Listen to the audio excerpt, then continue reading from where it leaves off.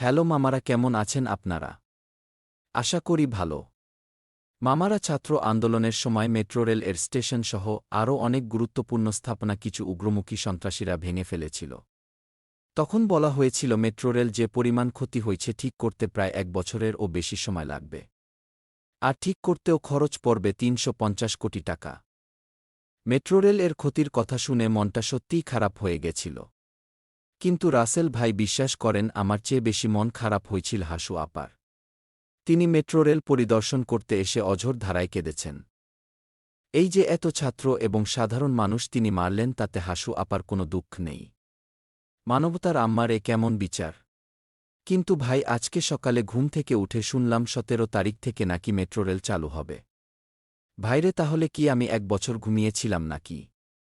যে মেট্রোরেল ১ বছর পর ঠিক হওয়ার কথা ছিল, ঘুম থেকে উঠেই শুনলাম সেই মেট্রোরেল নাকি ১৭ তারিখ থেকে চালু হবে।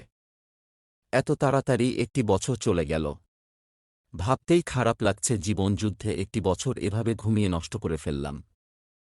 নাকি আমি টাইম ট্রাভেল করে ১ বছর সামনে চলে আসলাম। ওইদিকে আবার শুনতেছি মেট্রোরেল ঠিক করতে ৩৫০ কোটি টাকা লাগবে বলা হয়েছিল, সেখানেও নাকি ৫০ কোটি টাকারও কম লাগবে।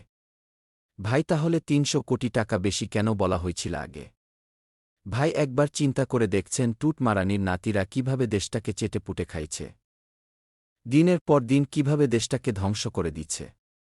চেটে খাওয়া ঘেউ ঘেউ লীগের এই সকল বান্দাগুলোকে মাঝ রাস্তায় দাঁড় করিয়ে পাছায় ইচ্ছামত পিটাইলে অনেক শান্তি পাইতাম।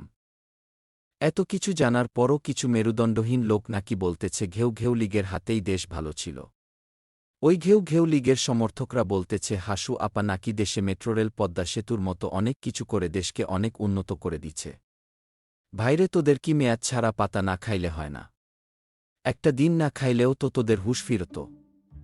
যেই টাকা হাসু আপা বিদেশে পাচার করছে, আরও ১০টা মেট্রোরেল ও ৬টা পদ্মা সেতু হতে পারত। যাই হোক ভাই, অনেক কথা বললাম। ভিডিও ভাল লাগলে সাবস্ক্রাইব করে পাশে থাকবেন।